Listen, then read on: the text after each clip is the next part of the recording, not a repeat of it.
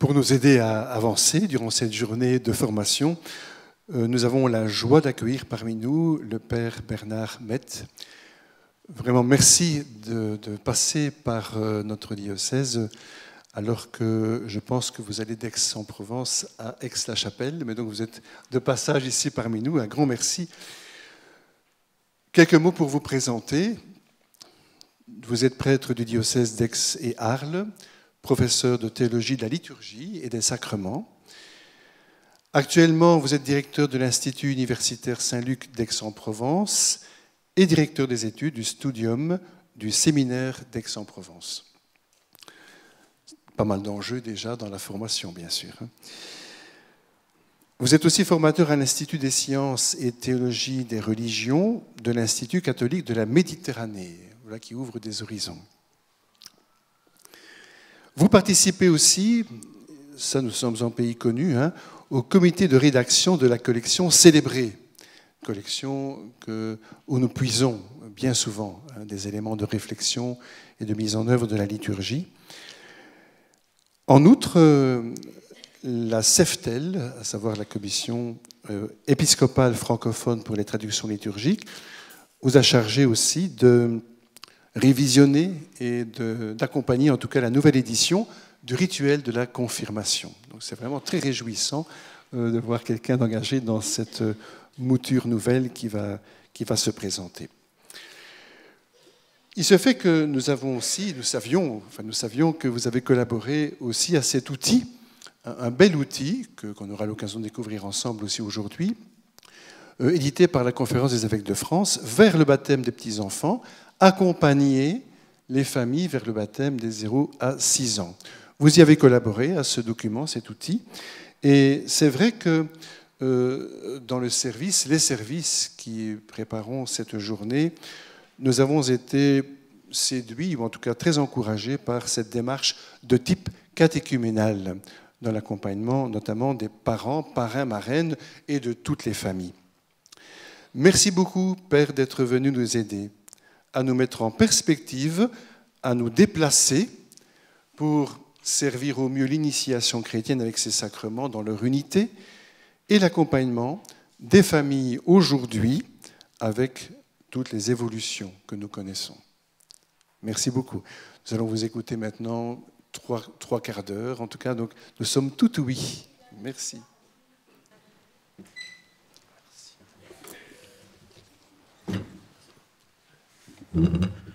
Je vais vous passer un diaporama, donc je regardais si ça vient. Voilà. Bonjour à chacune et chacun. Merci de votre accueil et de votre confiance. Par rapport à ce que nous venons de vivre et puis ce que vous avez dit notamment dans l'enquête, finalement, vous avez tous les éléments. Vous avez tous les éléments de la réflexion. Moi, je vais simplement peut-être essayer aujourd'hui, comme il vient d'être dit, de mettre un peu en perspective la question qui m'a été posée, d'accompagner les familles en chemin vers le baptême, en préparant donc cette journée avec l'équipe. Nous avons réfléchi qu'il s'agissait peut-être dans un premier temps, puisque l'on parle beaucoup de pédagogie d'initiation ou encore de processus catéchuménal, en s'appuyant sur l'initiation chrétienne et sa longue tradition de cheminement, de pouvoir réfléchir sur pourquoi proposer une manière de vivre avec les familles cette demande qu'ils font du baptême et donc pas simplement de préparer. Alors la deuxième partie dans l'après-midi, on réfléchira peut-être un peu plus au comment, même si dans le comment vous avez aussi déjà pas mal d'éléments que vous vivez ou que des documents que vous avez pour mettre en place. Alors je ne sais pas si vous connaissez ce tableau. Non? Oui, quand même. Vous avez reconnu très certainement la Sainte Victoire, peinte par Cézanne en 1885, donc vue de Bellevue. Un tableau connu, il est aux États-Unis, celui-là. Donc, des Saintes Victoires, il en a peint sous toutes les coutures. Donc, la Sainte Victoire, côté sud, c'est un des sites emblématiques de l'escalade en France, sur un calcaire gris parfois extraordinaire. Et l'escalade de la Sainte Victoire a la réputation d'être engagée. On trouve quelques secteurs équipés écoles, comme à certains endroits des Deux Aiguilles. Le pic des Mouches est le plus haut sommet du massif. Cette montagne culmine à 1011 mètres d'altitude et nombreux sont les itinéraires de grande envergure qui demandent du matériel et une expérience de l'escalade en terrain d'aventure. Voilà donc notre Sainte Victoire. J'ai la chance de la voir régulièrement, bien sûr, et habitant Aix-en-Provence. Et puis, voilà encore la Sainte Victoire. Sainte Victoire, côté nord. Cette randonnée plus traditionnelle, côté nord de la montagne Sainte-Victoire, est sportive. Sa grimpe assez fort et de bonnes chaussures sont préférables. Le chemin part du parking de Saint-Cère et se dirige vers l'Ermitage dans un premier temps, puis il traverse forêts et arbustes provençaux jusqu'à atteindre une crête menant au pic des Mouches. Cette dernière présente un panorama sublime et un vent parfois violent au niveau du col de Vauvenargues. Je n'ai pas été invité par l'Office du tourisme d'Aix-en-Provence, j'en ai bien conscience, mais je voulais commencer par là parce que si vous gravissez par la face sud, eh bien, le premier chemin est un véritable parcours rempli d'obstacles. Mais si vous prenez le deuxième est un itinéraire balisé qui devrait permettre à tous d'accéder à la Croix de Provence. Voilà. Pourquoi j'ai pris cet exemple de la Sainte-Victoire ? C'est tout simplement pour dire que on y arrive à cette Croix de Provence, mais après, ça dépend beaucoup du chemin que l'on prend. Il peut y avoir un chemin très ardu. Alors si on a du bagage, voilà, si on connaît plein de choses, si on est entraîné, eh bien on peut monter rapidement et de manière assez raide vers la Croix de Provence. Très souvent, je pense qu'en pastoral, on reste encore en pensant, voilà, et nous allons prendre le chemin le plus raide et accéder directement au baptême ou au mariage ou à la confirmation, peu importe, mais on n'a pas toujours, je ne sais pas si vous avez remarqué, on n'a pas toujours sous la main des chrétiens qu'on aimerait former, pratiquants, qui ont lu tout le catéchisme de l'Église catholique, la Bible, etc., et qui vont peut-être vous expliquer à vous-même ce qu'est le baptême. C'est la face sud. On peut continuer à prendre cette face sud si l'on veut. Mais on peut prendre la face nord qui monte plus lentement. Le chemin est un peu plus long, mais il est fait pour que tout le monde puisse accéder à cette croix de Provence. Et cela signifie à la fois du temps, à la fois qu'on puisse avoir des personnes plus mobiles, moins mobiles, qui ont l'habitude de marcher ou de moins marcher, et ainsi de suite. Et très certainement, enfin je ne sais pas pour le diocèse de Tournai, pour le diocèse d'Aix-et-Arles, certainement, et puis pour bien d'autres diocèses que j'ai eu l'occasion de connaître, eh bien on a souvent des gens dont on va dire, comme on dira en Provence, mais ils savent rien. Ils savent rien. Bon, ils savent rien, donc... et comment on fait, et puis qu'est-ce que l'on va pouvoir, comment on va faire. Alors on prend souvent la première méthode. Bon, il faut qu'ils sachent exactement ce qu'est la Trinité, et puis il faut exactement qu'ils connaissent qui est Jésus-Christ, les évangiles, et quels sont les principes de la morale chrétienne et les 10 commandements. Alors c'est comme au mariage, quand on fait une préparation au mariage, les fiancés sont toujours très gentils, ils vous disent oui à tout. Ils vous disent vraiment oui à tout. Vous croyez en Dieu? Oui, oui. Pas très pratiquant, mon père. Hein. Mais moi, j'ai la chance en Provence que, en revanche, la grand-mère est toujours croyante et pratiquante. Donc je fais des préparations au mariage, forcément, où c'est la foi de la grand-mère qui compte bien. Ou bien, donc, voilà, si on a des gens qui viennent un peu de tout horizon et qui ne connaissent pas, ben voilà, on est confronté à une situation, mais l'Église n'est pas dépourvue. L'Église n'est pas dépourvue de qualité, j'allais dire, pour savoir, non pas tant peut-être préparer à un sacrement, qu'accompagner vers. Déjà, les mots vont beaucoup compter. Souvent, on dit on prépare à la confirmation. Bien. Est-ce que c'est pas plutôt accompagner quelqu'un vers un sacrement? On verra un peu plus, entre guillemets, techniquement, à quoi cela peut correspondre. Mais puisque on est dans le baptême des petits-enfants, je me suis amusé, enfin façon de parler, hein, comme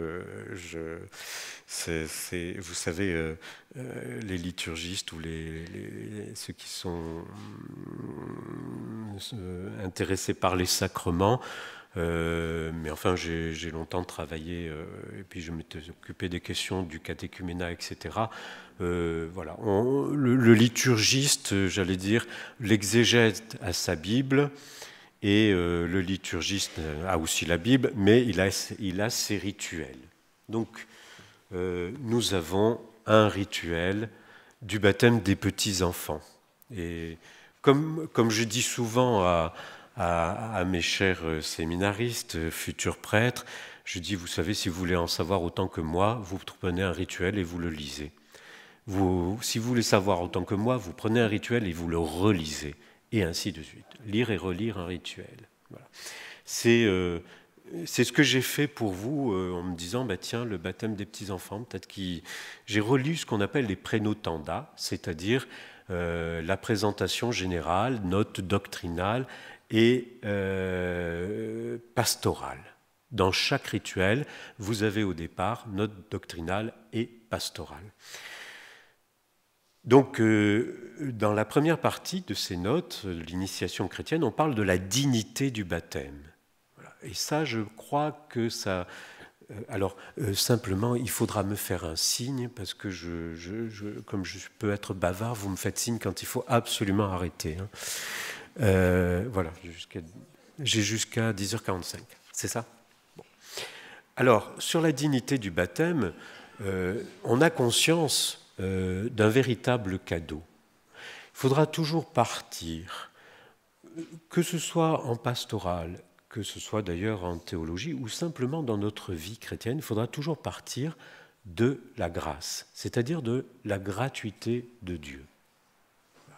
Le don gratuit de Dieu pour tous et chacun, quel que soit le domaine que l'on aborde. Et donc, en fait, nous n'avons pas d'abord un trésor que nous possédons, nous avons quelque chose qui nous a été donné et reçu. Et donc, en l'occurrence, là, par exemple, le baptême, dont on va dire, c'est le sacrement de la foi. C'est la première chose que va développer ces notes. Nous, si vous interrogez encore, si j'interroge même mes séminaristes ou mes étudiants en théologie, ils vont dire le baptême, oui, ça nous fait fils de Dieu, et puis assez vite on va dire ça lave du péché. Bon. Donc, sacrement de la foi. Mais on va dire ensuite, c'est l'entrée dans l'Église universelle. Donc on a une question de foi, en latin fides, qui a donné quand même le mot confiance, le mot fidélité, ce qui signifie que quand on parle de la foi et du sacrement de la foi, c'est le sacrement de la confiance, c'est le sacrement de la fidélité. C'est le mot fides en latin, c'est ce qui a donné par exemple le mot fiduciaire, la monnaie fiduciaire. Vous voyez bien ce que c'est. C'est un bout de papier où il y a marqué 10 €. Je peux vous assurer que le bout de papier où il y a marqué de 10 € n'a aucune valeur. Mais alors, aucune valeur. La seule valeur qu'il a, c'est que des millions, voire des milliards de gens font confiance à un bout de papier sur lequel on a marqué 10 €. C'est pour cette raison que ça s'appelle la monnaie fiduciaire. C'est en raison de la somme de confiance que l'on fait en un bout de papier dont on est sûr que ça fait 10 €. D'ailleurs, s'il y avait un manque de confiance, ce qu'il y a eu il y a quelques années, il y a une crise monétaire. La monnaie s'effondre. Alors on fait confiance facilement à un bout de papier, on peut peut-être faire confiance à Dieu. Voilà donc ce que inclut la foi, confiance, fidélité. Deuxième aspect qui va importer dans ce qu'est, quand on parle du baptême, de ce qu'est le baptême, c'est l'entrée dans l'Église universelle. D'ailleurs, dans un document assez ancien que je reprendrai, mais qui n'a pas pris une ride, c'est même une des premières choses que l'on met en avant quand on parle du baptême. On dit c'est la naissance dans la famille de Dieu, dans la communauté chrétienne. Si effectivement le baptême est défini souvent d'abord comme une naissance, on ne naît pas en dehors j'allais dire, non seulement d'une maternité, mais d'un contexte, d'une famille, normalement, enfin peu importe après la définition de la famille ou de la communauté, mais on n'est pas une monade, c'est-à-dire on n'est pas seul au monde et livré seul au monde. Quand on naît, on ne peut naître qu'à l'intérieur vis-à-vis d'un autre ou d'autres, etc., dont normalement on appelle ça la famille. Donc premier aspect important dans ce sacrement de la foi, c'est qu'il nous fait naître à l'intérieur et il nous fait rentrer dans une famille qu'on appelle l'Église. Donc vous savez que parfois elle peut être justement la grande absente de la célébration des sacrements. Je ne sais pas si ça se passe comme ça ici à Tournai, mais en tant que curé de paroisse, j'étais plusieurs curés de paroisse, vous annoncez que dimanche prochain, il y a des confirmations dans la paroisse, vous êtes sûr que la communauté paroissiale n'y est plus. Bien. Quid de la communauté qui est l'Église universelle. Et puis, on dit, c'est la naissance à la vie de Dieu. Donc c'est la troisième chose que l'on dit, naissance à la vie de Dieu, on verra bien. Ce qui est finalement intéressant, puisque l'Église comme une mère, Dieu qu'on va appeler notre Père, il y a donc bien une filiation.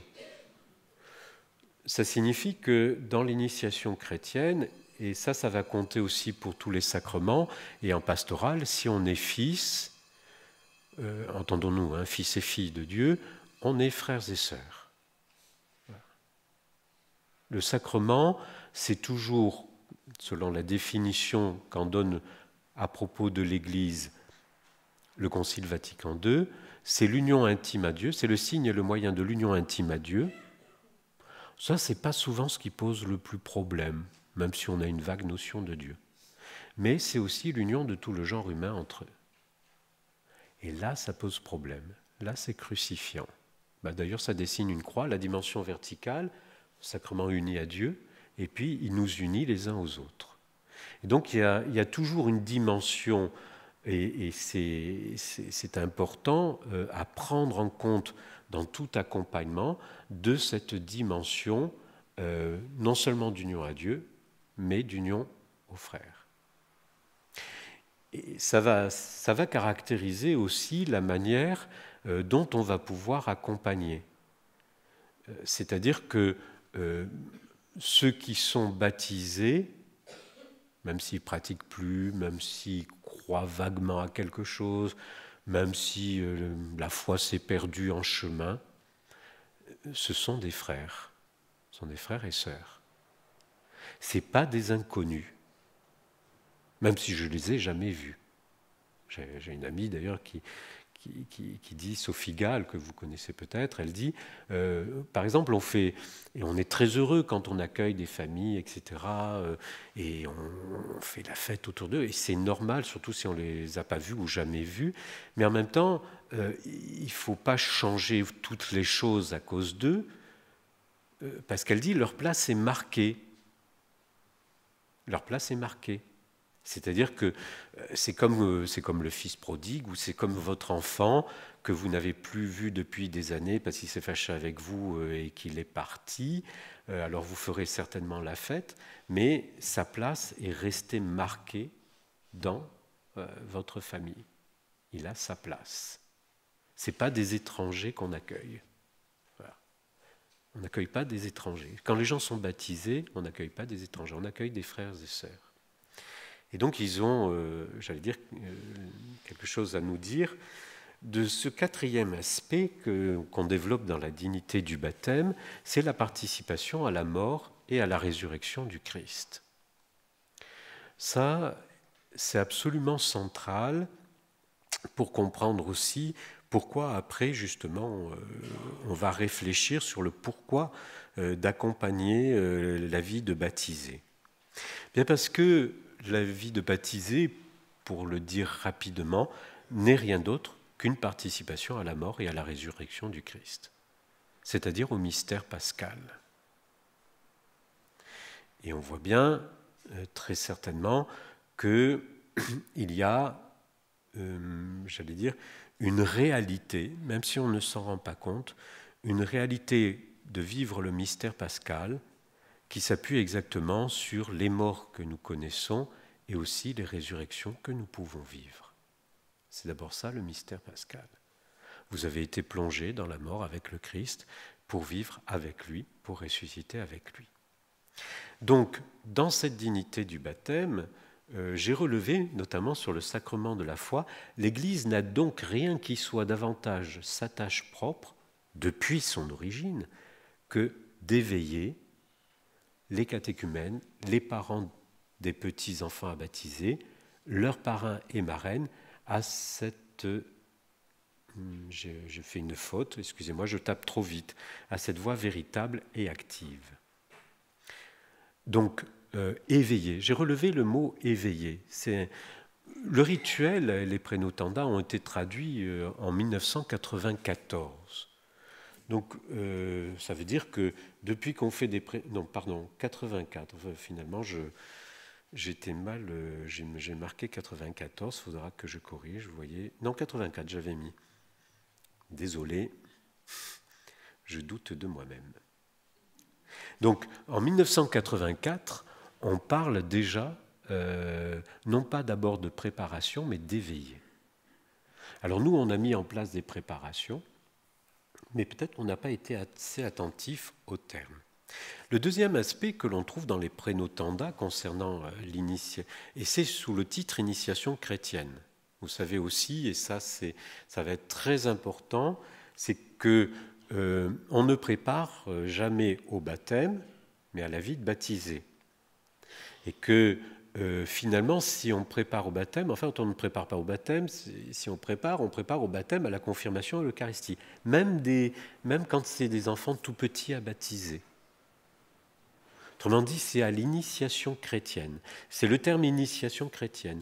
Nous, vous savez, alors les Belges non, mais les Français très certainement, ils aiment couper tout en rondelles de saucisson. Voilà. Donc on a le baptême avec on prépare au baptême. Puis on a la confirmation avec des groupes qui vont préparer à la confirmation. Et puis on a la première communion. Ah oui, on va faire ça en catéchèse, première communion. Bien. Donc, on a focalisé sur préparation au baptême, à la première communion, à la confirmation. Bien. Et tant et si bien qu'on a séparé ce qui, au départ, on pourrait le dire comme ça, est un seul sacrement. Au départ, c'est un seul sacrement qu'on appelle l'initiation chrétienne. Un seul sacrement en 3 rites. Un rite d'eau, un rite d'huile et un rite d'offrande du pain et du vin, qu'on a appelé ensuite le baptême, la confirmation et l'Eucharistie. Mais en soi, au départ, c'est conçu comme un tout. Et vous verrez pourquoi on appelle ça justement initiation chrétienne. Et non pas dans l'Antiquité, préparation au baptême et ainsi de suite. Pourquoi on va parler de catéchuménat, et puis qu'on traduit aujourd'hui par processus catéchuménal. Ce qui veut dire, et ça c'est une indication, quand j'accompagne quelqu'un vers un sacrement, même si c'est le baptême, il faut que, au moins, j'ai en perspective que c'est baptême, confirmation et Eucharistie. De toute façon, que vous le vouliez ou non, c'est ce que le rituel vous fait vivre.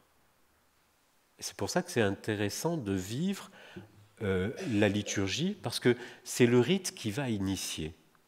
C'est le rite qui va initier.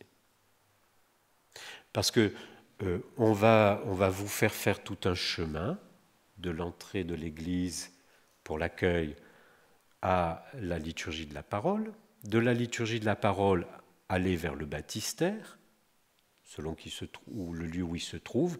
Alors parfois on le met devant l'autel. Et puis vous allez avoir un rite d'eau, un rite d'huile, le Saint-Crème, l'onction du Saint-Crème avec le baptême, dont le rituel dit qu'il est comme une sorte de préparation, de préfiguration de la confirmation.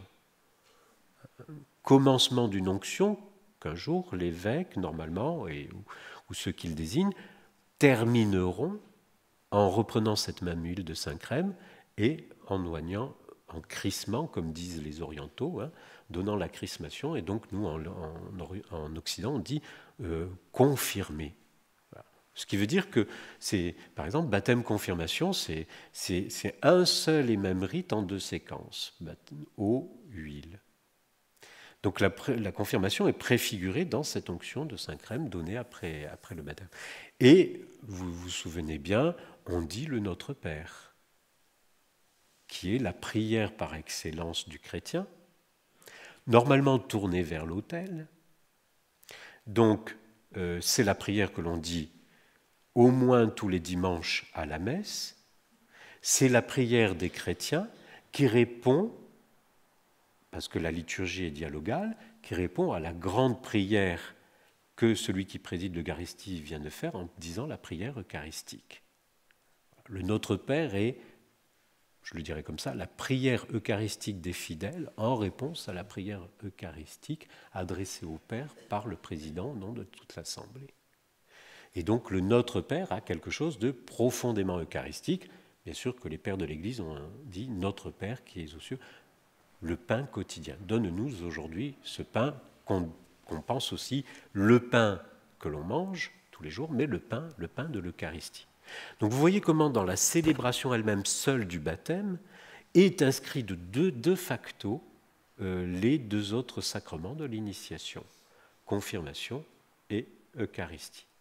Et c'est pour cette raison qu'il faut avoir très certainement en tête, quand on accompagne quelqu'un, même s'il ne demande que le baptême, d'avoir en fait en tête que c'est ces 3 sacrements auxquels, j'allais dire, on le conduit. Donc, on l'a vu, entrer dans l'Église universelle, et donc il y a des fonctions et ministères. La communauté est là. Et la communauté, c'est, le rituel parle d'abord du peuple de Dieu. Autrement dit, c'est bien toute la famille qui est concernée par une naissance. Voilà. C'est toute la famille qui est concernée par une naissance. Voilà.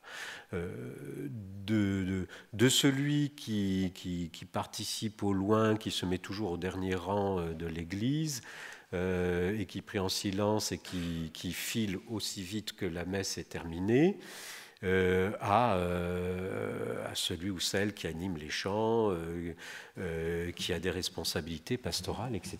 C'est tout le peuple de Dieu, nous dit le rituel, qui est en soi est atteint, qu'il le veuille ou non, par la naissance de quelqu'un à la vie. Et puis, il y a les parrains-marraines. Voilà. Pour le dire rapidement, les parrains et marraines sont l'organe témoin de ce qu'était un parrain et une marraine qu'on traduit maintenant par accompagnateur quand on a des adultes, c'est-à-dire de ces gens qui veillaient à conduire, à accompagner et puis à transmettre, à être témoin quelque part de leur foi pour que quelqu'un reçoive et vive les sacrements de l'initiation chrétienne. Et alors qu'on a baptisé des tout petits, on a déplacé tout ce qui se faisait avant, on l'a déplacé après. Et donc on a gardé les parrains et marraines, donc il y a surtout maintenant un développement sur qu'est-ce qu'ils peuvent faire après le baptême, mais en fait, à l'origine, le parrain ou la marraine, c'était celui ou celle, quand on a des accompagnateurs en catéchuménat, ils jouent un rôle de parrainage. C'est exactement ça. Et puis, du ministre, celui qui va célébrer, évêque, prêtre, diacre et tout fidèle. Voilà. Donc on dit toujours ça, les évêques le savent, c'est toujours l'évêque hein, qui signifie cette source des sacrements et qui est le premier à devoir conduire, à être responsable. Hein. Ensuite, il est bien sûr aidé par les prêtres, par les diacres, etc. Mais si l'évêque pouvait faire tout seul, voilà, c'est tout à fait possible au sens où il va manifester la source de tous les sacrements. En tout cas, il doit être attentif et responsable de tous les baptisés. Et donc, on dit tout fidèle à la fin parce que s'il y a personne qu'il faut baptiser en cas d'urgence, on dit tout fidèle, mais ça peut être tout infidèle, puisque même des gens non baptisés pourraient baptiser quelqu'un en état en urgence si la personne le demande. Il suffit de... Pourquoi ? Parce qu'il y a quelque chose de primordial et de vital, voilà, de vital à ce qu'une personne reçoive le baptême. Dans ses fonctions et ministères, on dit que du peuple de Dieu, c'est au peuple de Dieu, c'est-à-dire à l'Église, qui transmet et nourrit la foi reçue des apôtres que revient en premier lieu le soin de préparer au baptême et de former des chrétiens. Donc les termes utilisés, moi j'aime bien, transmettre et nourrir. Des parrains et marraines, on dit, le parrain aura à aider, notamment à la préparation, et après le baptême, contribuera à la persévérance du baptisé dans la foi et dans la vie chrétienne. Voilà des termes pastoraux qui peuvent éclairer l'idée de ce que peut être une pastorale du baptême envers les familles qui présentent un enfant à baptiser. Du ministre, évêque, prêtre, diacre ou fidèle, il appartient au pasteur, avec l'aide de catéchistes et d'autres laïcs compétents, de mettre en place une pastorale apte à préparer et à aider les parents et les parrains des petits-enfants. Donc voilà comment le rituel du baptême des petits-enfants au numéro 40 dit « Avant la célébration, les parents, guidés par leur propre foi », ça c'est important, hein, on part d'abord de la foi des parents, guidés par leur propre foi, ou bien aidés par des amis ou d'autres membres de la communauté. Ah tiens, ça c'est quand même intéressant. Nous, souvent, on voit, tiens, ils n'ont pas le niveau requis, ils ne sont pas capables de m'expliquer comment fonctionne la Sainte Trinité. Bon. Eh bien, on peut peut-être être aidé par des amis ou d'autres membres de la communauté. Se prépareront à célébrer le sacrement en toute connaissance de cause. On mettra à leur disposition les moyens les plus appropriés, livres, brochures, documents catéchétiques destinés aux familles.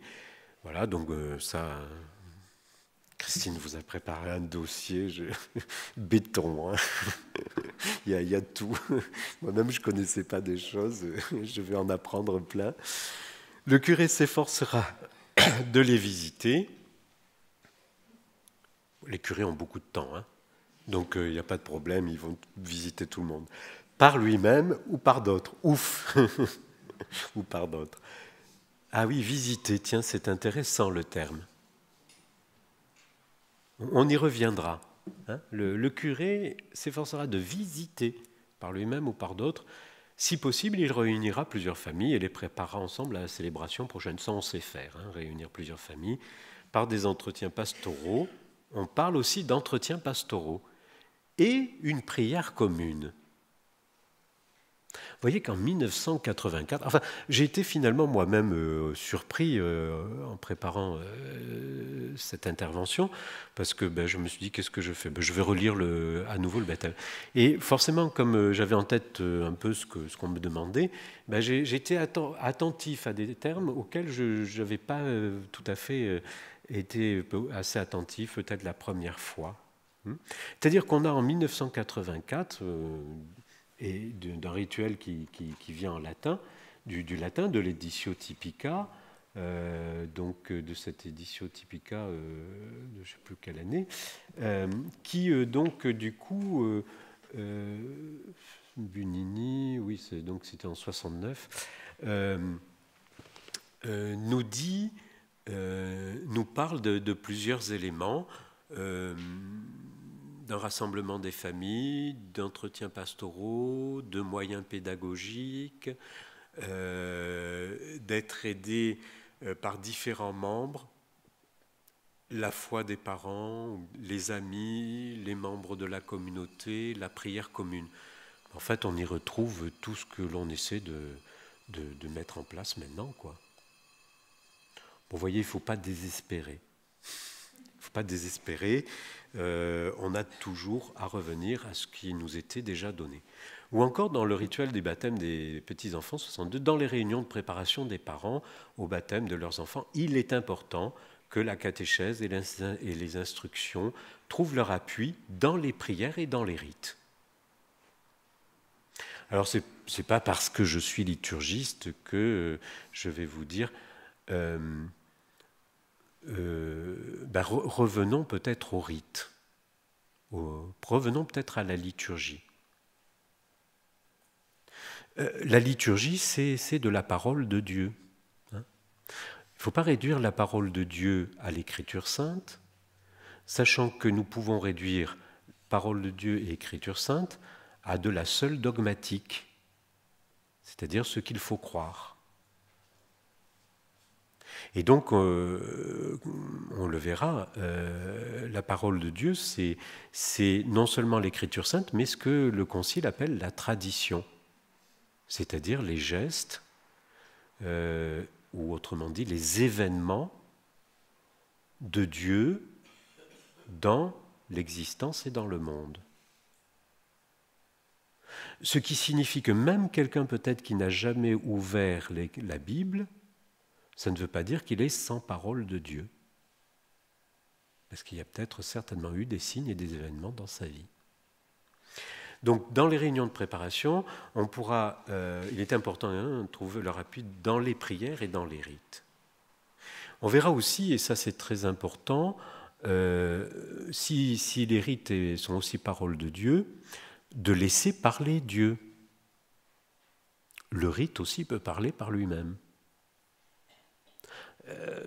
Nous, on a une fâcheuse tendance, je parle pour moi, mais on a une fâcheuse tendance à vouloir tout expliquer avant.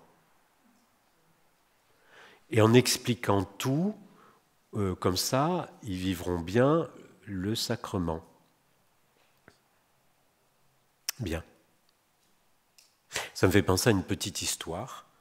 Je pense, ça me fait penser à une petite histoire pour vous situer l'affaire. J'arrivais dans une petite paroisse, toute petite, comme je travaillais au niveau national au SNPLS, que je travaillais à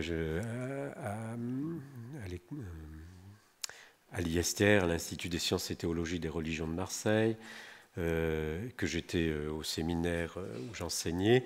On m'avait confié une toute petite paroisse pour habiter quelque part quand même. Et donc, j'avais une paroissienne. Il y avait pas beaucoup d'enfants au catéchèse pour combien 2100 habitants dans la paroisse. À l'époque où ça faisait partie d'un secteur, il y avait un enfant en catéchèse. Quand je suis parti, j'étais assez content. Il y en avait quand même près d'une petite vingtaine, donc j'estimais que c'était pas mal. Même si compter, c'est toujours un péché, hein, selon la Bible, compter les troupes. Mais donc là, on en avait 5-6. Il y en avait 3 qui devaient être baptisés, d'enfants de 10-12 ans. Voilà. Alors, elle avait préparé, etc. Donc elle me dit, oui, vous aurez des enfants à baptiser. Quand est-ce qu'on les baptise? Je dis, on va les baptiser à la Vigile pascale. Bon, alors la Vigile pascale, machin, j'ai d'expliquer, oui, c'est normalement le matin, si on ne peut pas, à la Vigile pascale, ok, peut-être on peut le faire le jour de Pâques. Très bien, j'essaie de montrer le lien quand même entre Pâques et le baptême. Je dis, du coup, et ils recevront la première communion, l'Eucharistie. Comment? Alors, je dis, oui, c'est les enfants en âge de scolarité, quoi. Ils ont fait leur... oui, ils ont fait sur leur... Et je dis, de toute façon, le rituel prévoit normalement qu'ils reçoivent la confirmation et qu'ils reçoivent l'Eucharistie. Ah non, c'est pas possible qu'ils reçoivent la première communion, parce que vous comprenez bien, ils recevront la première communion l'année prochaine, et puis comme ça, moi je les tiens aussi en catéchèse. Alors je pensais en moi-même, effectivement, moi j'ai connu ça, hein, la pastorale des sacrements carottes. Hein, c'est-à-dire, vous connaissez, hein, il y a un âne, on lui met une carotte devant et puis il avance, quoi. Puis quand il a bouffé la carotte, il s'arrête de toute façon. Donc je dis non, là il y a, s'ils sont baptisés, il faut leur donner l'Eucharistie. C'est vraiment pour des raisons très très graves qu'on ne peut pas leur donner l'Eucharistie. Le rituel le dit. Mais je leur ai déjà parlé un peu de l'Eucharistie, mais ils sont pas prêts. Ils sont pas prêts. Je leur ai pas expliqué. Je leur ai pas tout expliqué. Je dis on pourrait peut-être les reprendre avec eux et puis expliquer après. Enfin, voir ce qu'ils ont vécu. Je dis ah non, il faut vraiment qu'ils sachent des choses. Il faut vraiment expliquer. Je dis oui. Ah oui, je dis, vous ne leur avez pas expliqué la transsubstantiation.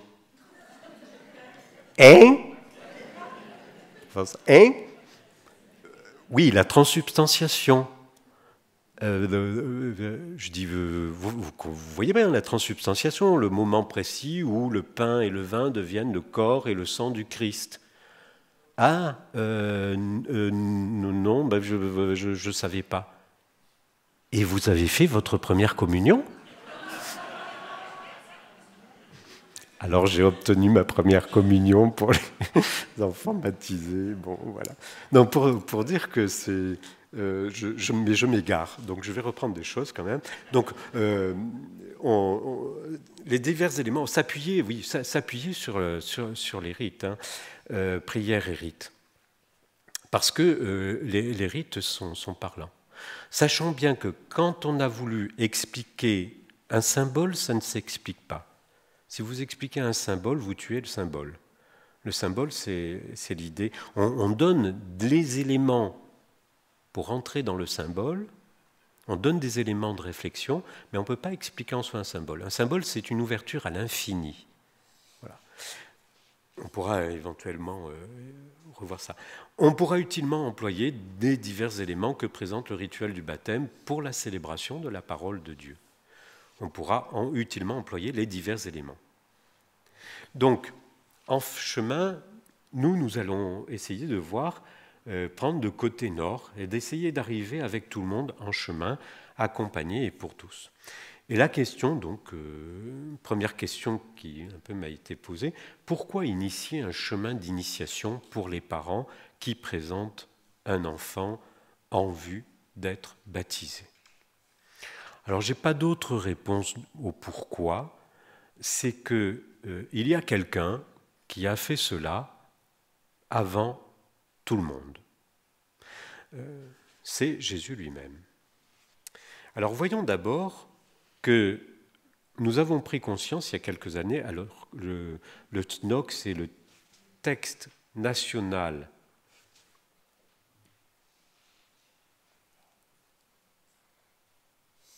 de l'orientation de la catéchèse pour la France.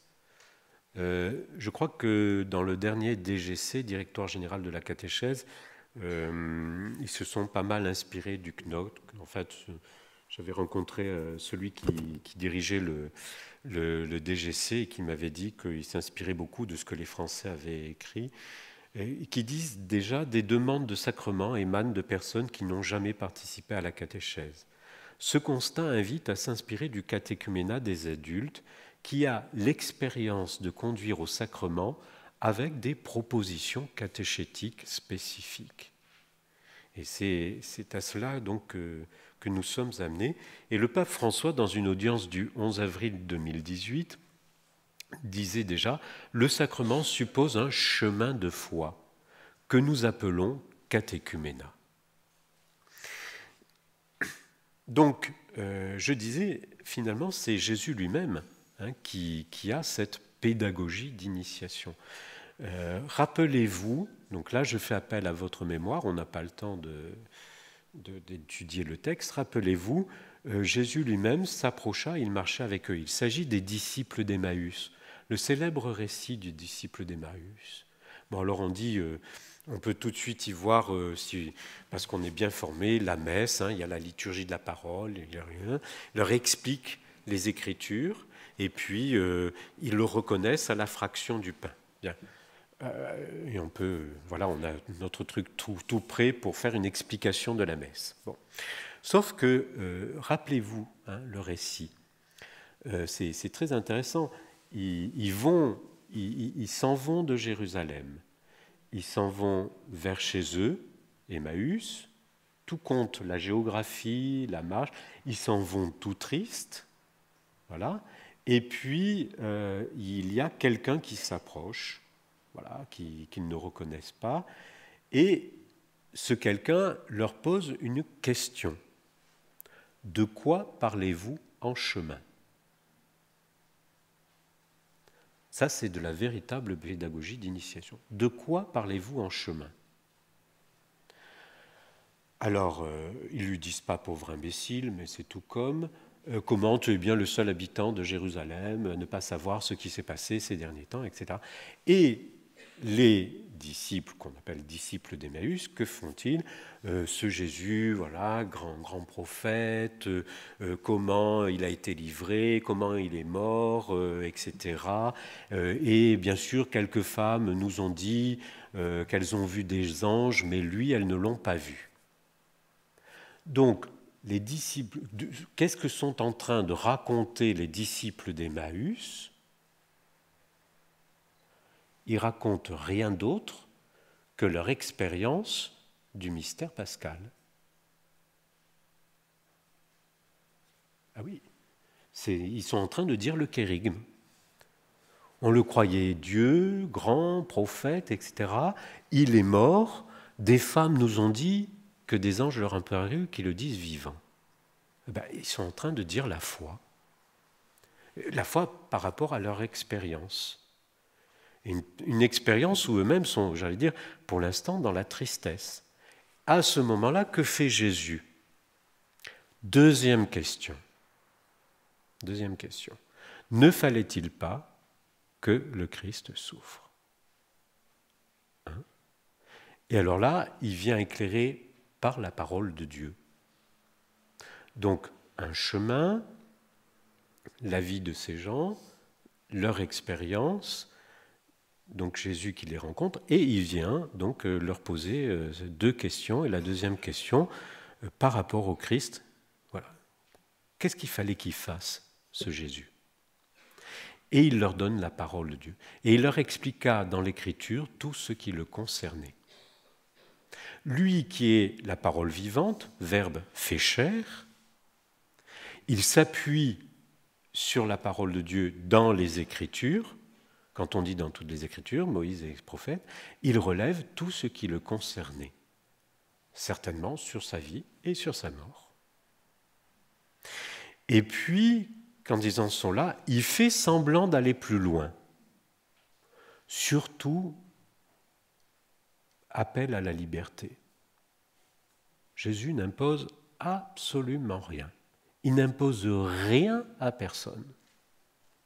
Il fait semblant d'aller plus loin. Pourvu qu'il m'invite à dîner. Et eux font une demande. Et la demande est très intéressante. Reste avec nous, car il se fait tard et déjà le jour baisse. Reste avec nous. Donc, sentiment d'une présence dont ils ont besoin, et le jour baisse. Alors, bien sûr, physiquement, ça baisse puisque le soleil est en train de tomber. Mais c'est parce que le jour a baissé dans leur propre existence. Il y a quelque chose de la nuit. Donc, il entre avec eux dans une auberge, lieu d'hospitalité. Il entre avec eux, et là, au cours du repas, ils rompt le pain, et ils le reconnaissent à la fraction du pain. Donc, j'allais dire, Jésus n'a certainement pas dit il prit le pain, il rompit, ceci est mon corps. Voilà. Ils le reconnaissent à la fraction du pain. La fraction qui est un geste violent de ces réparations, qui rappelle la mort, ils le reconnaissent à la fraction du pain. C'est un rite certainement tellement propre à l'habitude qu'avait Jésus et à la manière de rompre le pain qu'ils le reconnaissent dans le rite. Et là, leurs yeux s'ouvrent. Et là, leurs yeux s'ouvrent. Et ils peuvent ensuite relire. Il reste 5 minutes. Très bien. Ils font ce qu'on appelle une mestagogie. Notre cœur n'était-il pas tout brûlant alors qu'il nous parlait en chemin? Vous avez là l'accueil, tout le chemin catéchuménal. On pourrait faire la même chose avec le récit de l'eunuque. L'eunuque qui invite donc à monter et à s'asseoir à côté de lui. Il lit la parole de Dieu, il s'en va, il lui aussi part de Jérusalem, il lit l'Écriture sainte. Dans cette Écriture sainte, Philippe, l'Esprit, lui a dit « Va sur ce chemin, il n'y a personne ». En fait, il arrive, l'Esprit Saint le conduit, il entend l'eunuque qui lit un passage. Ce passage, c'est comme une brebis menée à l'abattoir, il n'ouvre pas la bouche et qui racontera son avenir, sa génération. Bien. Il y a, là aussi, vous pourrez relire ce récit. Regardez comment il est catéchuménal, surtout qu'à la fin, il y a un baptême. Alors vous allez me dire, mais ça se passe en 1 heure ou 2. 1 heure est comme 1000 ans est comme 1 heure. Ce qui est intéressant, c'est les différentes séquences. La parole de Dieu est déjà avec l'eunuque. Philippe arrive et lui pose une question. Comprends-tu ce que tu lis? Parce qu'il lisait à haute voix. Et comment saurais-je si personne ne m'explique?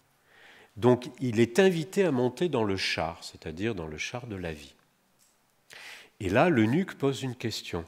De qui parle-t-il? Parce que vous comprenez bien que ce récit, par exemple, comme un brebis conduit à l'abattoir, il n'ouvre pas la bouche, sa génération qui racontera, etc., ce qui lui est arrivé. Quand l'eunuque pose la question, de qui parle-t-il? Nous, on a tout de suite la réponse. Mais ça parle de Jésus qui a été un agneau mort sur la croix, etc. L'eunuque, c'est pas ça. C'est qu'il lit sa propre vie dans l'Écriture. Je ne vous fais pas un dessin de ce qu'est un eunuque. Un petit qu'on prive d'avoir des enfants, donc une génération qui ne pourra jamais raconter ce qu'il est et ce qu'il vit. Parce qu'on a atteint à sa virilité, etc. Donc il dit, mais c'est de moi que cette parole de Dieu parle. Et donc, Philippe va lui expliquer que quelqu'un, fils de Dieu, comme lui, a vécu cela.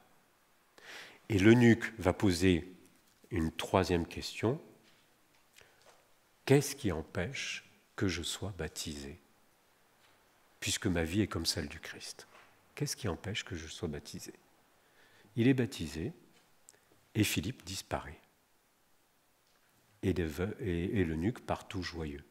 Et on retrouve, vous voyez, c'est systématique, c'est-à-dire ce processus catéchuménal ou cette pédagogie d'initiation, le Christ et ensuite le diacre Philippe et l'eunuque.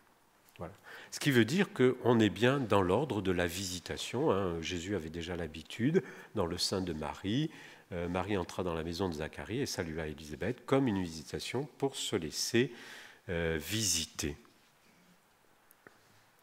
Donc, on est bien dans ce que d'ailleurs le Concile à Vatican II a affirmé. Il a plu à Dieu, dans sa bonté et sa sagesse, de se révéler en personne et de faire connaître le mystère de sa volonté, grâce auquel les hommes, par le Christ fait chair, accèdent dans l'Esprit Saint auprès du Père et sont rendus participants de la nature divine. Et j'aime bien, on est bien dans l'ordre de la révélation, c'est-à-dire en quoi accompagner des familles, etc., ça va être dans l'ordre de la révélation.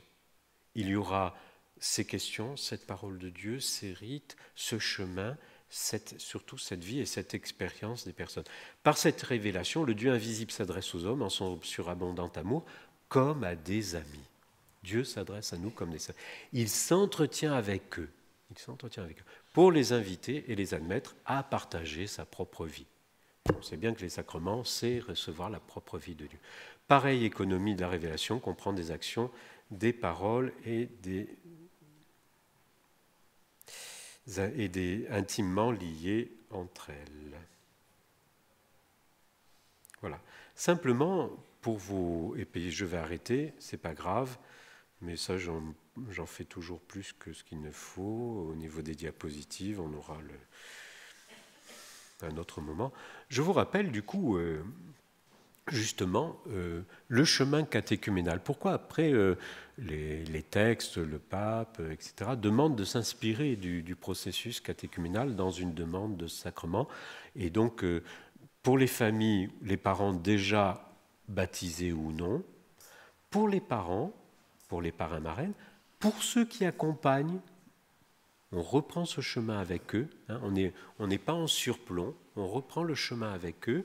Il y a dans le catéchuménat, il y a le temps de la première évangélisation et on va avoir un temps, une étape qui va marquer un passage d'une réalité à une autre. Hein, c'est ce qu'on appelle l'entrée en catéchuménat. Grosso modo, le rite d'entrée en catéchuménat, c'est un rite avec le don de la parole de Dieu, mais où on a remis la croix. Pareil que pour les disciples d'Emmaüs, croix et parole de Dieu. Et quand on a la croix et la parole de Dieu qui nous sont donnés dans la vie, j'allais dire, on tient notre vie en main. On a tout ce qu'il faut dans notre existence, le mystère de la Pâque, du don de Dieu et sa parole. Et puis, je suis un long temps du catéchuménat et de ses rites, où justement, on va comprendre comment, il leur expliqua dans l'Écriture tout ce qui le concernait. Mais entendons bien, par exemple, catéchuménat et ses rites. Ce n'est pas simplement de l'instruction catéchétique, c'est avec des rites, c'est-à-dire des temps de prière où on peut célébrer des bénédictions, des exorcismes, il y en a 11 ou 12, hein, on pourra reprendre ça, c'est assez intéressant, avec une deuxième étape, une vocation, une demande. Faites-vous baptiser, confirmer, eucharistier, dit l'évêque. On témoigne de vous, vous avez fait un chemin. Sa célébration de l'appel décisif est très important, on oublie la deuxième partie, inscription du nom. On donne son nom, il y a un engagement. Et puis un temps de purification et d'illumination et qui correspond au carême, hein, c'est très court, comme une retraite spirituelle, nous dit le rituel, qui est marquée par la troisième étape. Donc, à chaque fois, c'est des étapes rituelles qui marquent un passage de l'un à l'autre, célébration des sacrements d'initiation, c'est-à-dire baptême, confirmation, Eucharistie dans la nuit de Pâques, et qui ouvre le dernier temps dans lequel nous ne cessons d'être, le temps de la mystagogie. Voilà, je vais devoir arrêter là, je pense. Hein.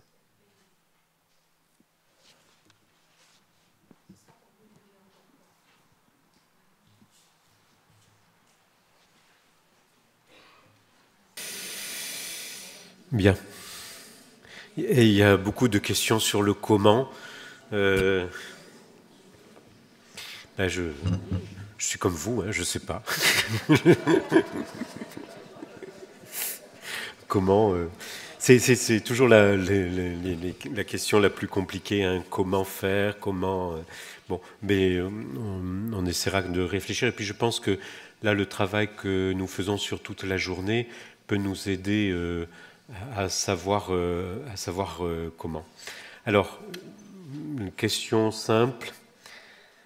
Pourrions-nous avoir le fichier de la présentation complète du, je pense, PowerPoint? Ah, du père, pardon, je pense. Oui, d'accord, oui, je vous le donnerai. Voilà. Après, si c'est possible, c'est à usage interne. Bon, même si vous êtes 140, hein, voilà. Parce qu'une fois, j'ai passé un fichier PowerPoint que j'avais fait sur la célébration des funérailles.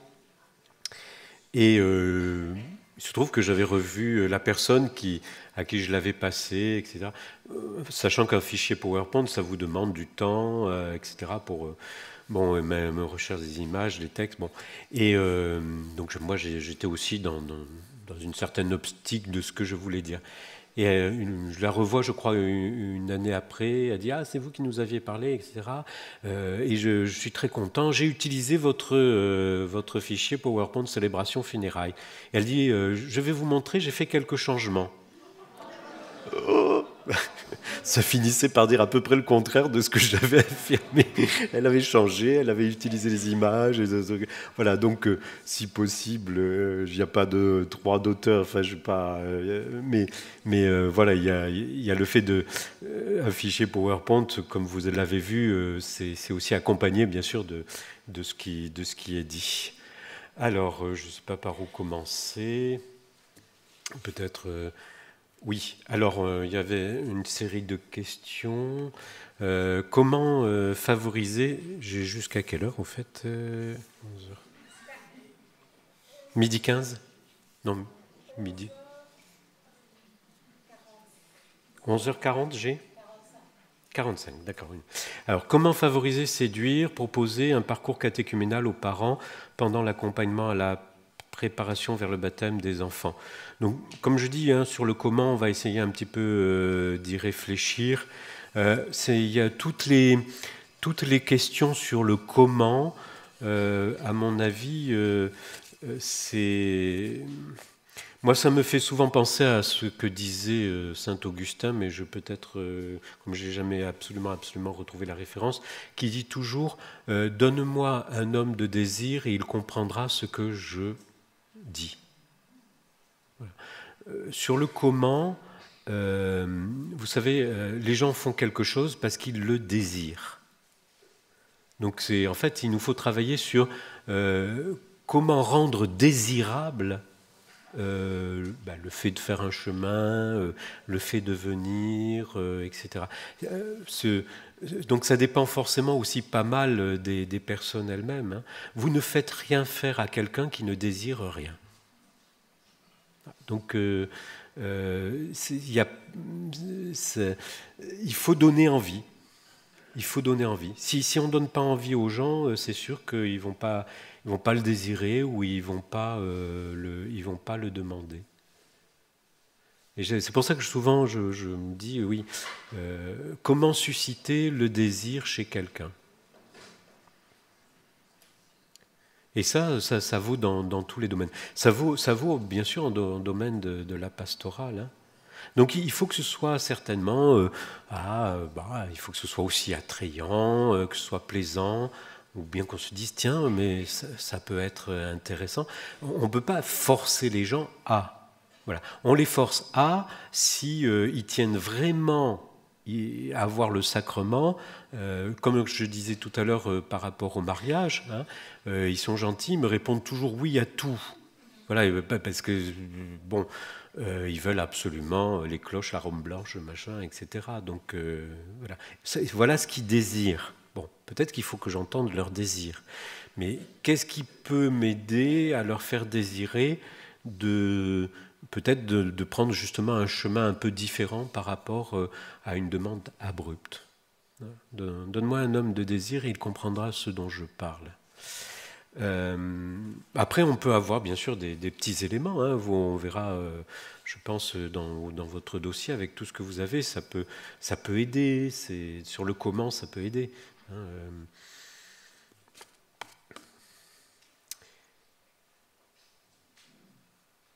Ne faudrait-il pas utiliser l'expérience vécue par les jeunes parents lors d'un baptême pour partager avec les nouveaux demandeurs? Oui, c'est une des manières, certainement, de... je me souviens d'une vidéo il y avait très longtemps, quand j'étais responsable pour mon diocèse de la PLS, sur la confirmation qu'on avait fait. Et il y avait une adulte qui témoignait du baptême qu'elle avait reçu, de la confirmation et de l'Eucharistie. Et elle avait cette phrase, et puis elle était devenue elle-même accompagnatrice assez rapidement. Et elle disait, en fait, j'ai moi-même reçu. Et donc c'est normal, il faut que je donne. Et d'ailleurs, comme dit l'Écriture, qu'as-tu que tu n'aies reçu? Et ça, ça peut être important de dire aux gens, il y a toujours quelque chose à prendre. Et c'est vrai que ça peut mettre dans le coup de jeunes parents qui peut-être ont vécu quelque chose qu'ils n'avaient pas envisagé forcément, et de les faire revenir pour dire, ben voilà, faites-nous part de votre expérience par rapport à ceux qui, eux vont faire aussi cela. Donc, j'allais dire, il faut de l'imagination en pastoral. N'ayez pas peur d'avoir de l'imagination, de sortir des cadres simplement. Quelqu'un est compétent et il explique. Voilà. Quand on dit, quand le rituel d'ailleurs parle de qui est concerné par le baptême, vous avez vu, on commence par tout le peuple de Dieu. Ça veut dire qu'il faut que tout le peuple de Dieu puisse venir quelque part avoir cette fonction par rapport à celui qui doit être baptisé, de celui qui le présente et compagnie. Moi, en catéchuménat, où j'avais été responsable, puis c'est des questions que je m'occupais au niveau national, je disais toujours, les gens disent, oui, mais la communauté chrétienne ne les connaît pas, on les voit apparaître, même des chrétiens se plaignaient, ils disaient, on les voit apparaître par propos des adultes ou des enfants en âge de scolarité, au scrutin, à la nuit de Pâques, et puis après on ne les voit plus. Oui. C'est pas une annexe, la communauté chrétienne. Alors je dis, mais comment ça s'est passé la préparation? Ben pourtant, il avait une très bonne accompagnatrice. Il y a aussi des accompagnateurs, où il avait un très bon accompagnateur, voilà, tristeur. Alors, quand on interroge, ben, voilà, le catéchumène en question connaissait très bien l'accompagnatrice qui était géniale. Puis après, mais vous connaissez un tel, vous connaissez un tel? Ah non. Autrement dit, et puis quand j'écoutais l'accompagnatrice, elle disait « mon catéchumène ».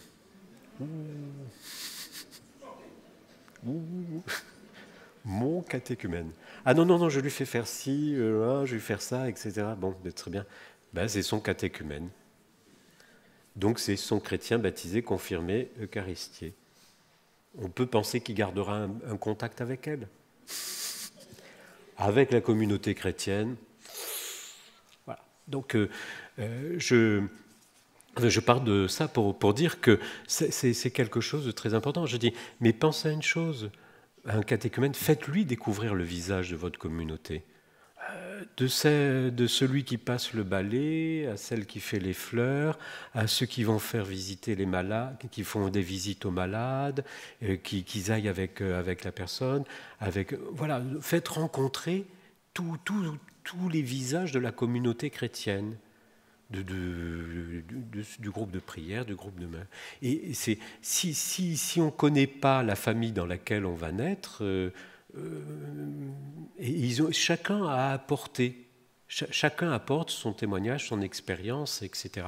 Et on peut espérer que ça façonne le visage de quelqu'un et que ça l'aide, le jour où il est baptisé, confirmé, eucharistié, que ça l'aide à revenir aussi dans la communauté dont il fait partie.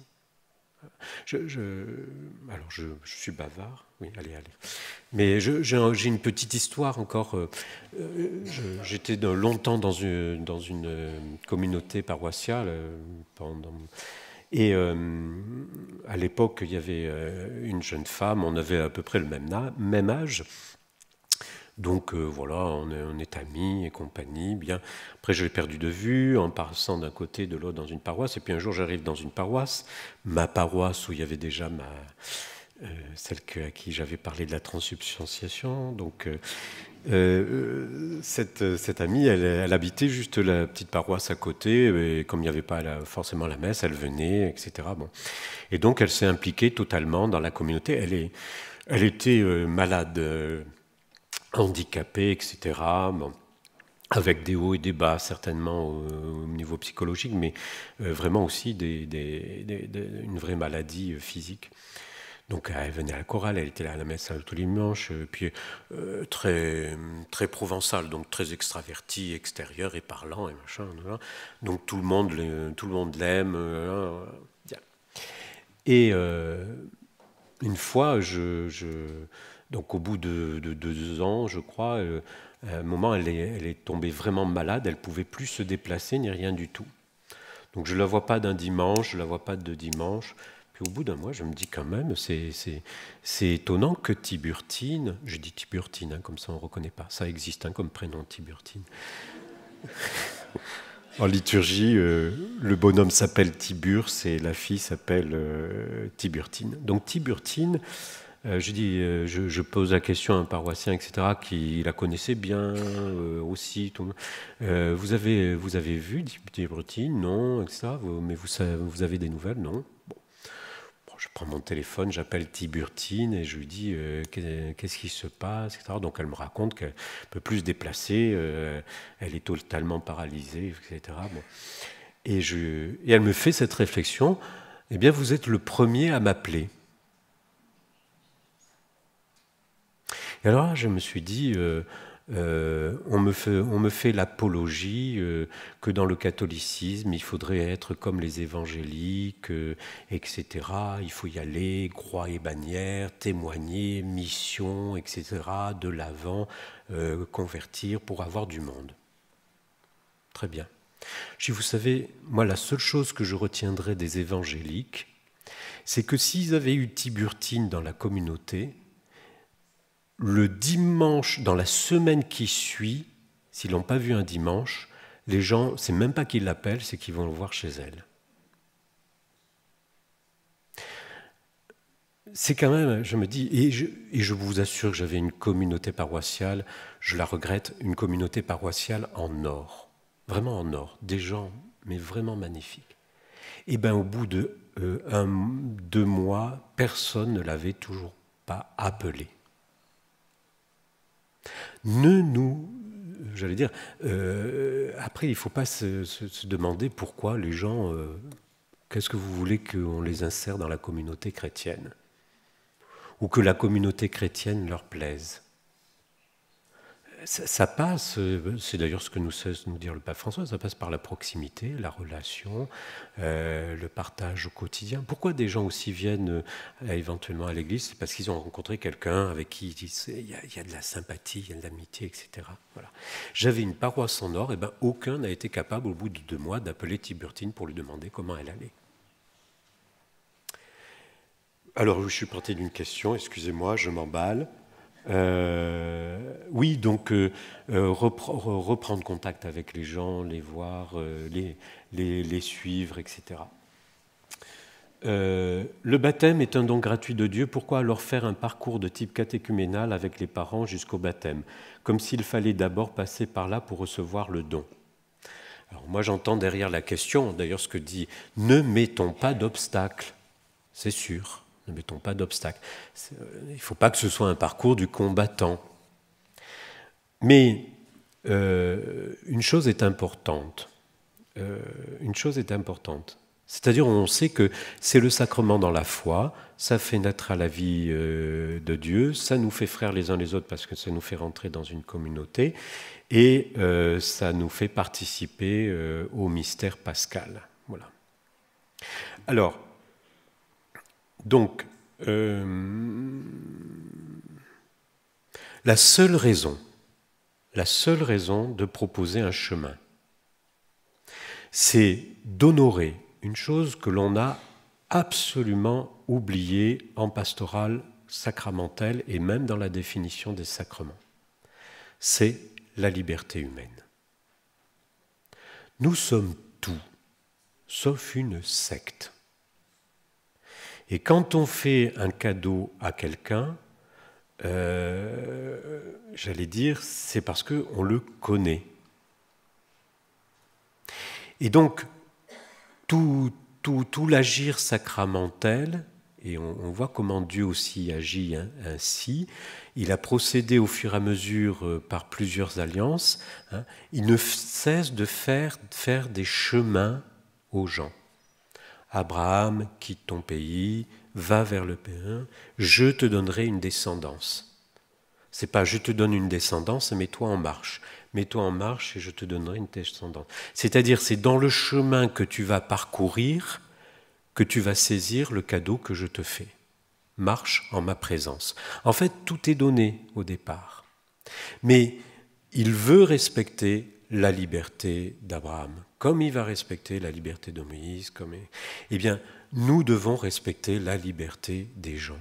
Si nous faisons faire un chemin aux gens, c'est pour les faire grandir dans la liberté, pour que le sacrement qui est une alliance, il puisse librement répondre « oui, je le veux ». Oui, je le veux. Il n'y a pas un sacrement où on ne réponde pas, même si c'est de manière déguisée, oui, je le veux. C'est-à-dire qui honore la liberté humaine. Nous, on est resté sur la grâce. Mais ça donne la grâce, c'est un cadeau, c'est gna gna gna gna, et comme ça lui fera du bien. Très bien. Je reçois un cadeau. Voilà. De ma vie, je n'ai jamais vu, par exemple, d'ordinateur. Je reçois un ordinateur, je ne sais pas m'en servir. Je l'ai reçu comme ça, je n'ai rien demandé. Bon, ok, très bien. Bon, il y a l'idée, bien sûr, que le cadeau, je vais pouvoir l'ouvrir ou ne pas l'ouvrir. Ma liberté se confronte déjà à ça. Ensuite, si j'ai ouvert le cadeau, je peux savoir m'en servir ou pas m'en servir, vouloir l'utiliser ou pas l'utiliser. Là aussi, c'est de ma propre liberté. Et la troisième chose dans le cadeau, c'est ça un sacrement, c'est un cadeau, c'est la grâce, c'est de dire merci normalement, de faire Eucharistie, une action de grâce, merci. Mais je peux ne pas dire merci. Là aussi, c'est ma liberté qui est en jeu. Comprenez que il faut sortir de l'idée que le sacrement est un acte magique. Hein, quand on regarde, prenez, il y avait une époque, la série Charmed, les petites sorcières, là, les sœurs Halliwell, etc. Bon, qu'est-ce qu'elles font? Elles s'inscrivent dans un espace géographique dessiné, il y a un vieux grimoire, elles disent des paroles incompréhensibles, elles font des tours de passe-passe, etc. Et elles obtiennent qu'un démon sorte, agisse, que quelqu'un soit libéré. Ça, c'est de la magie. C'est-à-dire avec le rite qui veut posséder. Ça ne fait pas appel à la liberté des gens. Le sacrement, on pourrait dire, si on regarde de l'extérieur quelqu'un qui ne connaît pas, y a un livre, un missel, il y a des paroles à peu près incompréhensibles. Hein. Alors en plus, c'est mieux en latin, parce que comme ça, c'est encore plus incompréhensible. Et donc, on fait des gestes, très vexants. Et on pourrait dire, si je connais la magie, on dirait, tiens, c'est un rite magique. Et non, parce que le sacrement, c'est une alliance. C'est-à-dire que la personne, elle doit être participante du sacrement.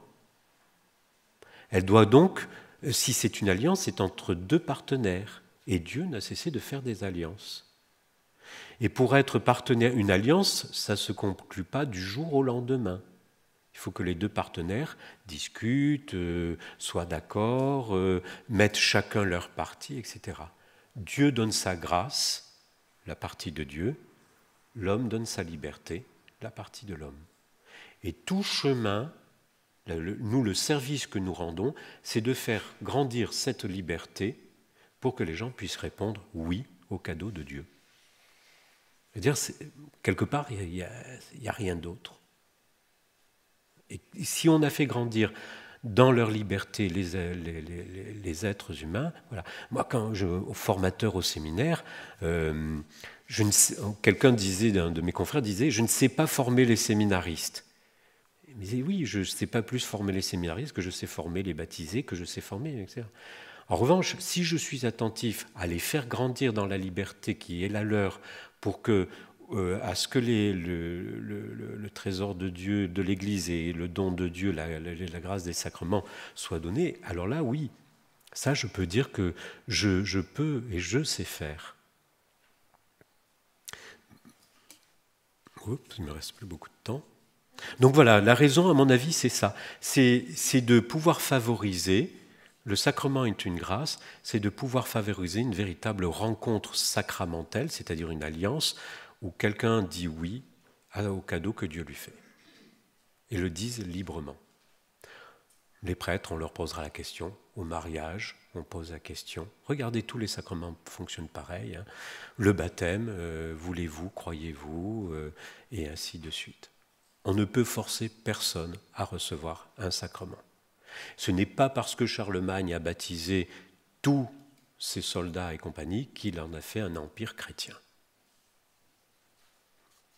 En sacramentaire, on appelle ça obex, c'est-à-dire le bonhomme, il a reçu le baptême, mais obex, il y fait obstacle, c'est-à-dire on l'a contraint, on l'a forcé, il n'était pas libre, eh bien la grâce ne se développe pas.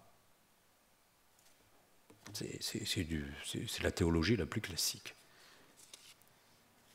Alors, le chemin catéchétique proposé présuppose une demande. Les parents qui demandent le baptême pour leur bébé ont une toute autre demande, faire baptiser leur enfant, mais aucunement le chemin eux-mêmes dans la foi. Oui, peut-être, oui, mais oui et non. Parce que ils font quand même une demande, ils ont une toute autre demande. On verra cet après-midi, il faut écouter les demandes. Qu'est-ce qu'il y a derrière leurs demandes ? Je racontais encore hier, lorsqu'on attendait le pape là, à Marseille, dans le stade, je lui racontais que, parce qu'il me disait, mais tu fais souvent des formations en compagnie. Je dis, oui, après dans les formations, il y a toujours j'ai remarqué, c'est pas vrai ici, hein, il y a des personnes agressives, alors qui vous sont pas d'accord avec vous et agressives, etc. Et je lui racontais, j'ai eu ça dernièrement, c'était du côté de l'autre côté de la Provence, donc comme ça je nomme aucun diocèse, et il y avait vraiment une personne très agressive par rapport, c'était pour des diacres permanents, elle m'attaquait sur tout, elle me contredisait sur tout et compagnie, bon, ça mettait même mal à l'aise un peu les autres. Bon, ok, j'ai dit, Bernard, attends, etc. Alors j'ai dit, oui, c'est intéressant ce que vous dites, mais bon, c'est pas exactement ça, bon. Puis après, il y avait la pause café, et puis dans ces cas-là, elle avait foncé sur moi. Je me dis, bon, c'est normal, j'ai l'habitude, elle fonce sur moi, et puis là, puis elle me dit, bon, ça vous perturbe pas trop, là, que je vous... Je dis, bah, écoutez, on est là pour une formation, donc bah, j'écoute, machin. Et puis elle dit, bon, voilà, par rapport à ce que vous avez dit. Et en fait, elle était agressive parce que elle avait un enfant handicapé, qu'on lui avait fait subir, y compris de la part de l'Église catholique, des choses très compliquées, difficiles, machin. Et donc, en fait, son agressivité, elle venait de là, pas de ce que je disais. Voilà. Mais j'aurais dit le contraire, elle se serait de toute façon opposée. Donc en fait, ce qui est intéressant, c'est aussi, et ça c'est la première des qualités pastorales et de l'accompagnement de personnes, c'est aussi d'écouter leurs demandes. Quand on écoute leurs demandes, on écoute leurs désirs. Alors peut-être effectivement le désir, c'est seulement que l'enfant soit baptisé. Mais encore, est-ce qu'ils veulent que leur enfant, je sais pas, moi, soit... pourquoi hein, la question, derrière, c'est pourquoi hein, qu'est-ce qu'il y a derrière leur démarche? S'ils viennent faire une démarche pour demander un baptême, c'est une démarche de foi. Hein. Eux le savent peut-être pas, mais moi je dis toujours, si quelqu'un frappe à la porte d'une église et qui demande le baptême pour son enfant, ok, et que mais vraiment il n'y croit pas, je ne sais pas trop quoi, etc., c'est quand même une démarche de foi, c'est-à-dire de confiance. Il fait quand même confiance à l'église pour donner à cet enfant quelque chose. C'est quand même risqué de donner quelque chose à son enfant sans se dire mais qu'est-ce qu'ils vont y faire? Ou bien c'est vraiment, il y a une inconscience, quoi. Pour le baptême, les parents voient la fête familiale par tradition, comment arriver à leur proposer un chemin de foi tout en tenant compte de la vie de la famille, de la situation et socio-économique. Voilà. En fait, de l'accompagnement participe tout. Participe tout de la vie, la fête est normale et c'est très bien. Et pourquoi on fait fête? Voilà, c'est un moment important. Pourquoi c'est important? Qu'est-ce que ça signifie pour les gens? Demandez-leur ce que ça signifie. Ils ne font pas baptiser leur enfant parce qu'ils veulent que leur enfant devienne enfant de Dieu, entre dans la communauté chrétienne, et puisse vivre la participation à la Pâque du Christ. Bon, j'ai rencontré personne qui est venu me dire « On veut que notre enfant devienne enfant de Dieu, entre dans la communauté des chrétiens et participe à la mort et à la résurrection du Christ. » Jamais eu ça. Bah oui, vous savez, on a toujours fait baptiser dans notre famille. Ah bon, c'est important, voilà. Bah oui, puis on fait la fête. Bah oui. Et puis vous partez de là où ils sont. Hein. Enfin si, j'ai quand même eu. C'est devenu mon filleul, baptisé à l'âge adulte. J'avais vu pendant deux ans. Là, j'étais curé de la paroisse 2 ans. Et puis je voyais ce gars. Il partait aussi vite que la messe était finie, il arrivait, il se plaçait dans un coin un peu sombre, et puis il repartait pendant 2 ans. Puis il y avait des paroissiens là, que je connaissais où ils se mettaient toujours à côté. Je dis ah oui, on voit, il a l'air très gentil, machin, 2 ans, bon, très bien. Bon. Puis un jour, je me suis dit, je suis vite sorti. J'ai entendu dire, il n'aime plus la liturgie, il a foncé. Et puis je l'ai coincé à la sortie. Ah, j'ai dit bonjour, etc. Bon, très bien. Et j'ai réussi, du coup, peu à peu, à le saluer. Donc, ça a duré encore 1 an, 2 ans. Et puis, un jour, il me dit, est-ce que je pourrais avoir un rendez-vous? Oui, bien sûr. Alors, avec moi, je lui donne un rendez-vous. Donc, je reçois. Et puis, voilà, il me dit, je ne suis pas baptisé et je voudrais être baptisé. Moi, je n'avais jamais imaginé qu'il n'était pas baptisé. Il était d'une piété, dans un pays là, tous les dimanches. Et alors, du coup, oui, d'accord, très bien. Alors, j'essaie de comprendre. Il avait lu toute la Bible. Il avait lu tout le catéchisme de l'Église catholique. Il avait lu tous les bons auteurs. Il participait à la messe depuis 3 ans pleins, etc., écoutant les homélies forcément belles, intelligentes, etc., qu'on pouvait faire. Et bon. Alors je le confie à une brave dame là, que j'aime beaucoup, etc. Quelqu'un de très simple. Et justement qui n'était pas forcément très intellectuel, parce que vous voyez que ça fonctionnait ici, quoi. Bien. Et donc elle me disait, mais je ne sais pas quoi lui apprendre. Il sait tout. Je dis, apprenez-lui à vivre en chrétien, simplement. Mais bon, il est très moral, ça oui, un peu raide même.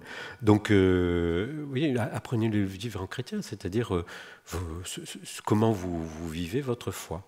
Et je pense que ça a bien marché. Et alors, ce qui est très intéressant, et ça vaut pour la deuxième partie, c'est à la première étape. Première étape, c'est Capré d'ailleurs qui m'a demandé à être son parrain.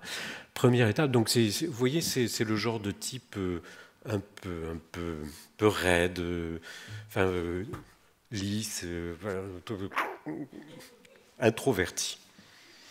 Bon, mais d'une gentillesse absolue. Hein. Voilà, mais en fait, une espèce d'introverti hyper timide.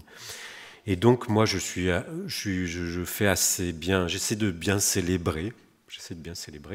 Je fais tous les rites d'accueil. Donc, je ne sais pas pourquoi, il y avait une très forte émotion ce soir-là. On faisait un office de vigile. Hein, donc, il y avait quelques paroissiens, c'était pas le dimanche à la messe, quelques paroissiens, et puis on fait ça dehors, c'est dans la nuit, et je lui dis quel est votre nom? Donc il me répond Tiburce. Ça s'appelle pas Tiburce.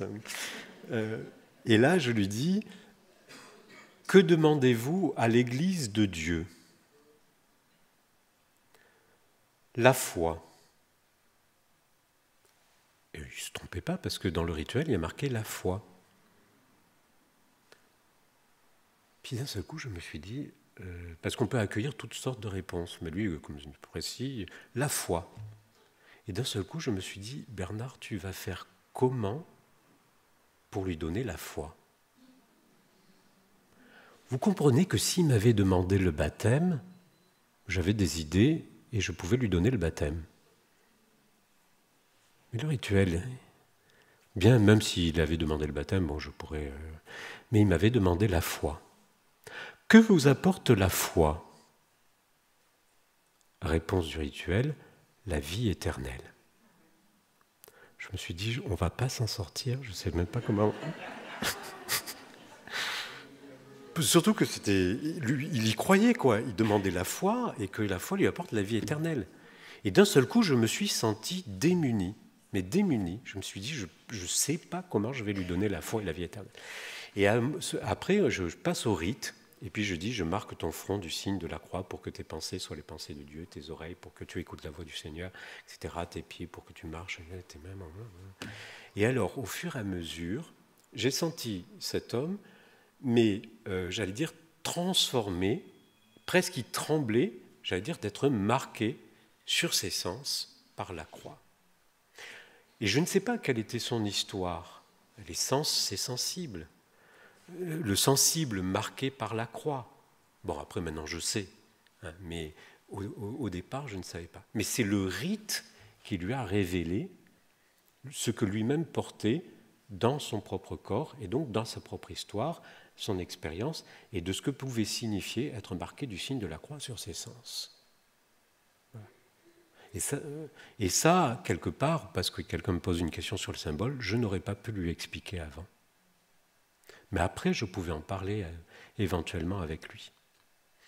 Oui, tenir compte, c'est plus que l'heure.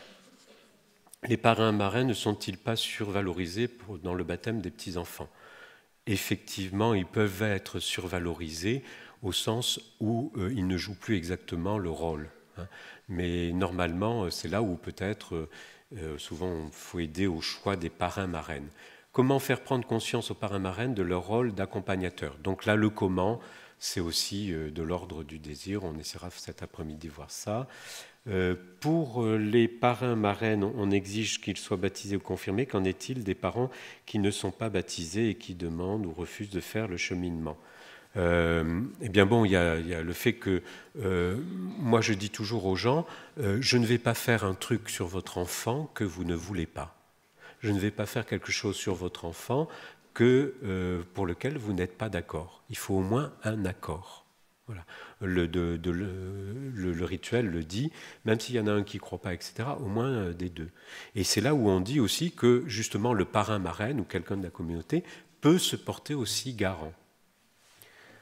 Revenir sur la deuxième étape de catéchuménat, pas compris trop vite à la fin. je reprends ça cet après-midi, hein, parce que je reprends le chemin, le symbole. Hein, voilà. Comment y faire entrer? C'est culturel. Hein. Le problème aujourd'hui, le problème de l'Église, c'est le problème de la société. L'Église n'a pas de problème spécifique, hein, c'est-à-dire le problème du signe, du symbole, etc. Les gens ont des signes et des symboles.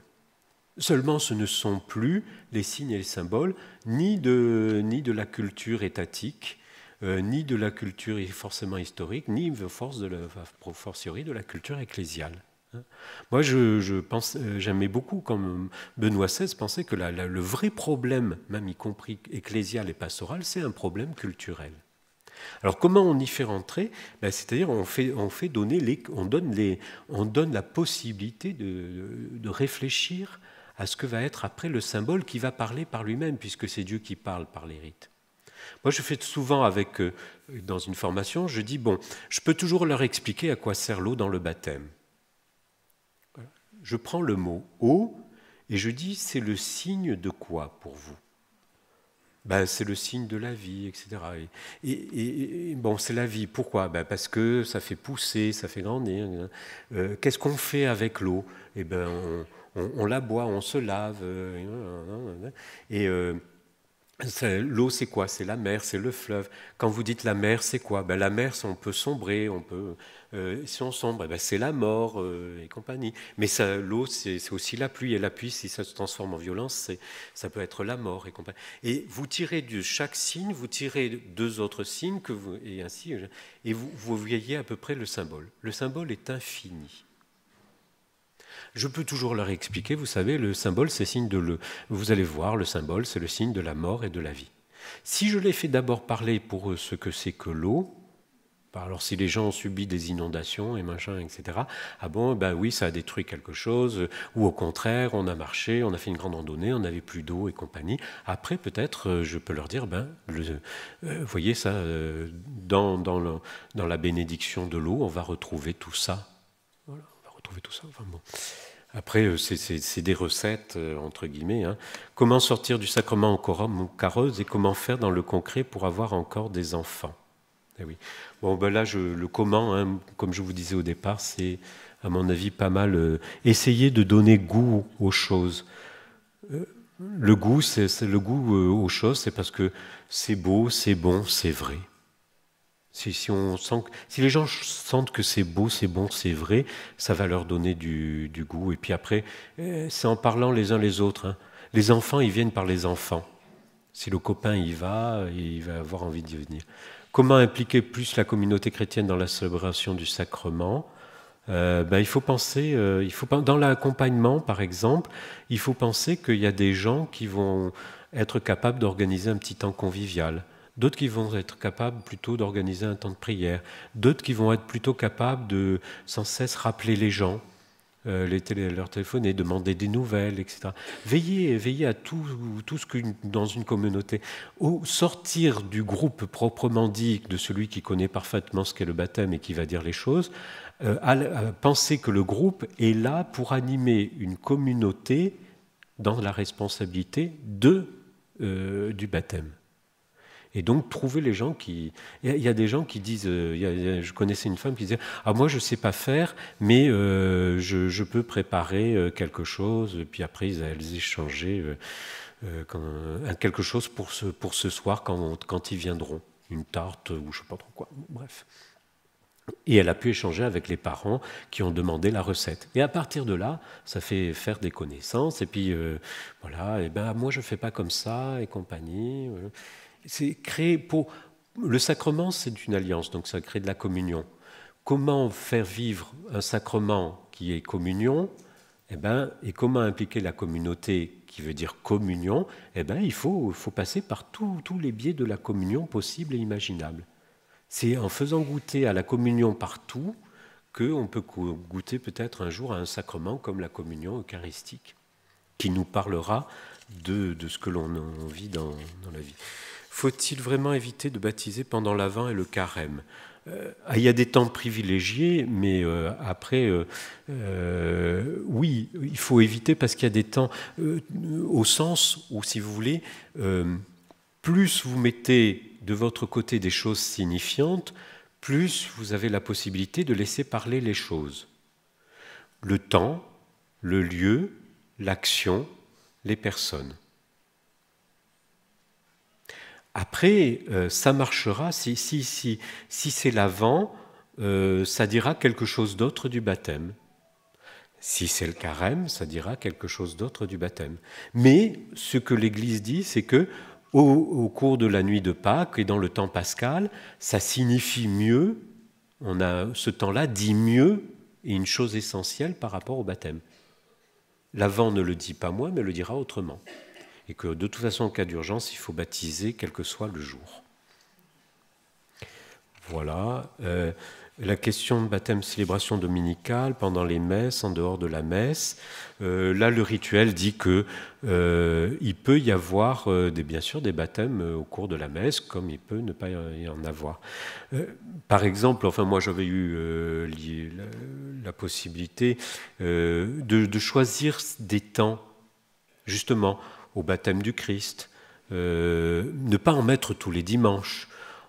C'est pas nécessaire mais de temps en temps, à des temps importants, ça peut être bon pour la communauté paroissiale et pour des gens qui le demandent d'avoir un baptême le dimanche, bien sûr, avec toute la communauté. Mais de toute façon, quand la communauté est toujours présente dans un baptême, même si on n'est que le baptisé et moi. On fait, là où 2 ou 3 sont rassemblés en mon nom, je suis présent au milieu d'eux. Le tout, c'est de savoir comment toujours on renverra à la communauté. Comment quelqu'un, même baptisé spécifiquement, on peut le renvoyer à la communauté chrétienne. C'est là où l'après aussi va compter. Convoquer à une messe, à une galette des rois, réinviter, envoyer une lettre à l'anniversaire de baptême, etc. Et que ce soit quelqu'un qui le fasse. Bref, il faut que je m'arrête. Nombre de rencontres en France pour cheminer vers le sacrement, ça dépend. Souvent 2, ça peut aller jusqu'à 3 ou 4.